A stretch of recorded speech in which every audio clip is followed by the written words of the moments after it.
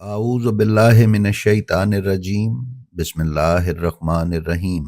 नाज़रीन व सामईन, अस्सलामु अलैकुम। उम्मीद है आप खैरियत से होंगे और हमारे वीडियो से मुस्तफ़ीद भी हो रहे होंगे।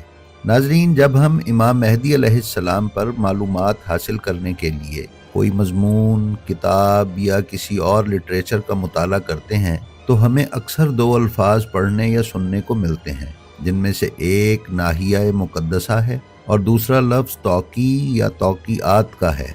और अक्सर ये लिखा हुआ मिलता है कि नाहिया मुक़द्दसा से फ़लाँ तौकी सादिर हुई।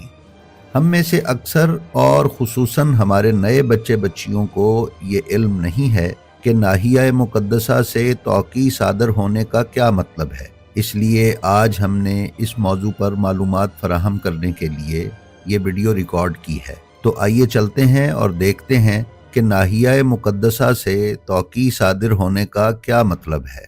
नाज़रीन, नाहिया के मानी इलाका, गोशा, करिया, कोना, सिमत या तरफ या मकान या फिर मकाम के हैं। इसी तरह नाहिया मुक़द्दसा से मुराद मुक़द्दस या पाकीज़ा घर या मकान या फिर मुक़द्दस या पाकीज़ा इलाके के हैं।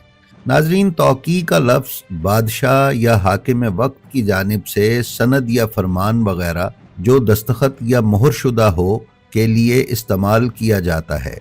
इसके अलावा तौकी के मानी रुक्का, पैगाम या ख़त के भी हैं। तौकी का जौहर या मादा रखने वाला लफ्ज़ वक़ा पहली बार इमाम काज़िम अलैहिस्सलाम से मनक़ूल एक हदीस में किसी ख़त के इमाम काज़िम के लिखे हुए जवाब के लिए इस्तेमाल हुआ। ये लफ्ज़ इसी सांचे और इसी मानी में इमाम रज़ा अलैहिस्सलाम से मनक़ूला चंद रिवायात में भी इस्तेमाल हुआ है। लिहाजा इस लफ्ज़ का इत्तलाक़ लोगों के पूछे गए सवालात के जवाब में आइमाए ताहिरीन के जवाबी खतूत पर होता था।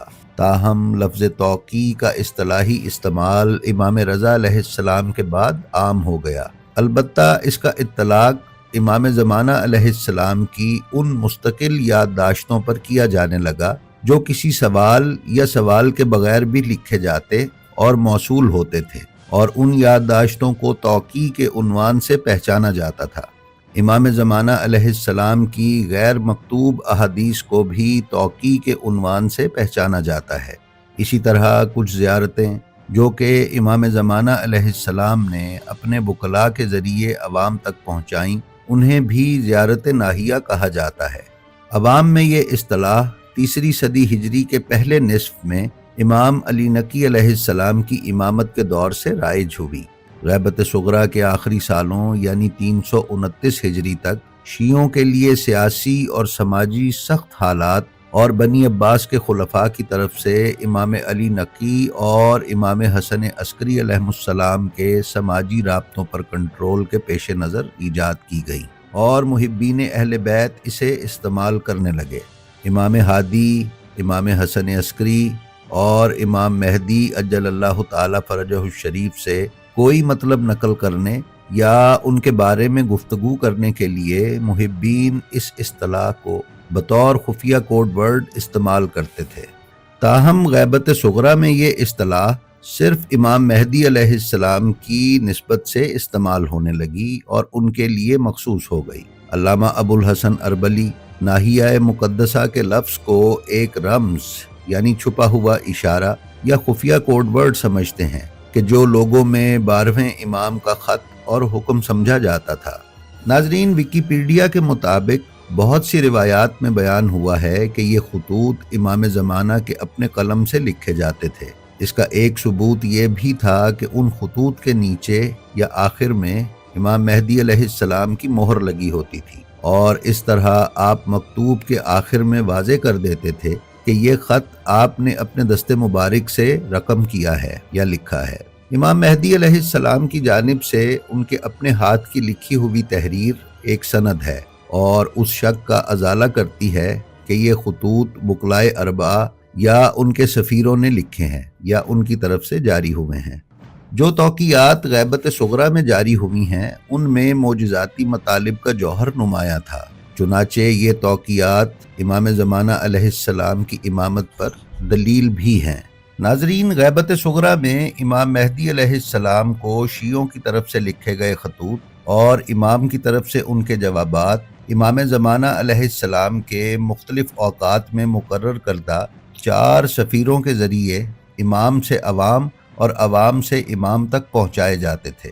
امام مہدی علیہ السلام کی توقیات کبھی خود امام کے ہاتھ سے لکھی ہوتی تھیں اور کبھی امام املا فرماتے تھے اور یہی 4 سفیروں میں سے کوئی سفیر اسے لکھا کرتے تھے۔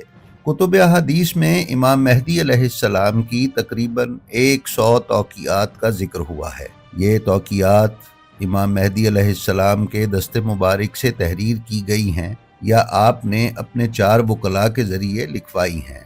شیعہ فقہ میں شرعی احکام کے استنباط کے لیے بھی ان توقیات کو بطور دلیل استعمال کیا گیا ہے۔ شیخ صدوق نے کمال الدین میں اور شیخ طوسی نے الغیبہ میں انہیں تحریر کیا ہے۔ کمال الدین میں توقیات سے متعلق باب میں 49 توقیات اور ایک دعا نقل کی گئی ہے، اور طوسی کی الغیبت میں 43 توقیات اور روایات آئی ہیں، جن میں 12 کو شیخ صدوق کی کمال الدین سے ہی نقل کیا گیا ہے۔ نیز 6 صدی ہجری میں لکھی گئی کتاب الاحتجاج میں شیخ مفید کے نام امام مہدی اجل اللہ تعالی فرجہ الشریف کی 2 توقیات نقل ہوئی ہیں، جن کا تعلق غیبت کبریٰ سے ہے۔ آیت اللہ خوئی نے ان 2 توقیات کے اعتبار پر شک کا اظہار کیا ہے۔ ان کا ماننا ہے کہ شیخ مفید سے جس واسطے سے توقی کا ذکر ہوا ہے اور خود طبرسی کا شیخ مفید تک واسطہ دونوں ہی نامعلوم ہیں۔ ایک اہم نقطہ یہ بھی ہے کہ شیخ مفید کی تحریروں اور شیخ مفید کے شاگرد شیخ طوسی کی کتاب الغیبہ میں اس کی طرف کوئی اشارہ نہیں ہے۔ نیز الاحتجاج جو شیخ مفید کی وفات کے 1 صدی بعد لکھی گئی، اس میں بھی ان 2 توقیات کی سند کی طرف کوئی اشارہ نہیں کیا گیا۔ البتہ توقی کے آخری جملے کہ اسے سب سے چھپا کر رکھنا کی بنیاد پر یہ احتمال بیان کیا جاتا ہے کہ شیخ مفید نے اسے مخفی رکھا، اسی لیے شیخ طوسی تک بھی یہ نہیں پہنچ سکی۔ خصیبی نے بھی اپنی کتاب الہدایت الکبریٰ میں کچھ توقیات کو نقل کیا ہے جو سن 260 ہجری سے لے کر 273 ہجری کے درمیانی عرصے میں صادر ہوئی ہیں۔ ایسی بہت سی توقیات بھی ہیں جن کی تاریخ واضح نہیں ہے۔ ان میں سے بعض عثمان بن سعید عمری کی وکالت کے آغاز میں صادر ہوئی۔ ناظرین، ان توقیات یا ان خطوط میں کیا کچھ تحریر کیا گیا ہے، آئیے ذرا اس پر بھی ایک نظر ڈالتے ہیں۔ امام مہدی اجل اللہ تعالی فرجہ الشریف سے صادر ہونے والی بہت سی توقیات اعتقادی سوالوں کے جوابات ہیں، جیسے کہ صفات خدا، نبوت اور امامت سے متعلق سوالات۔ امام مہدی نے امامت سے متعلق سوالات کے جواب میں اس بات کی طرف اشارہ کیا ہے کہ زمین کبھی بھی حجت خدا سے خالی نہیں ہو سکتی، اور یہ سنت الہی قیامت تک جاری ہے۔ آپ نے امامت کی ذمہ داریوں کو بیان کرتے ہوئے اشارہ کیا ہے کہ امام کی ایک ذمہ داری اپنے بعد آنے والے امام کا تعارف کروانا اور اس کا تعین کرنا ہے، اور آپ نے اس بات کا بھی ذکر کیا ہے کہ امام حسن عسکری علیہ السلام نے آپ کو اپنے بعد آنے والے امام کے طور پر متعارف کروایا ہے۔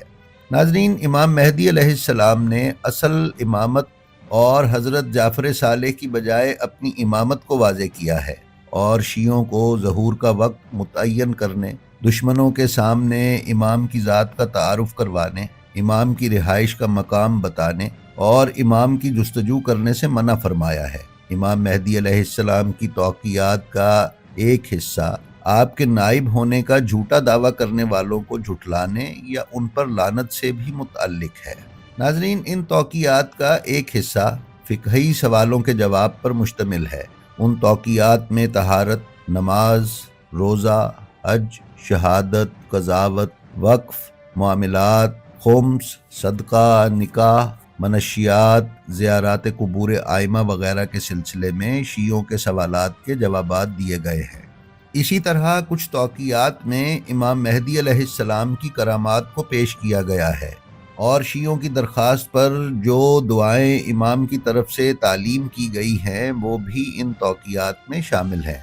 نیز کچھ خفیہ مالی معاملات اور دیگر خفیہ امور کا بھی ان توقیات میں تذکرہ ملتا ہے۔ شیعہ فقہا نے کئی مقامات پر شرعی احکام کے استنباط کے لیے ان توقیات کو بطور سند اور دلیل استعمال کیا ہے۔ بطور مثال محمد ابن عبداللہ حمیری کے آئمہ کی قبر کے پاس نماز پڑھنے کے سلسلے میں ایک سوال کے جواب میں جو توقی لکھی گئی، اس سے فقہا نے قبروں سے آگے ہو کر نماز پڑھنے، یعنی اس طرح کہ نمازی کی پیٹھ قبر کی طرف ہو، کہ مکروہ یا حرام ہونے کا فتویٰ دیا ہے۔ اسی طرح امام مہدی علیہ السلام کی ایک اور توقی میں امام نے ہر زمانے میں پیش آنے والے نئے مسائل میں راویان حدیث کی طرف رجوع کرنے کا حکم دیا ہے۔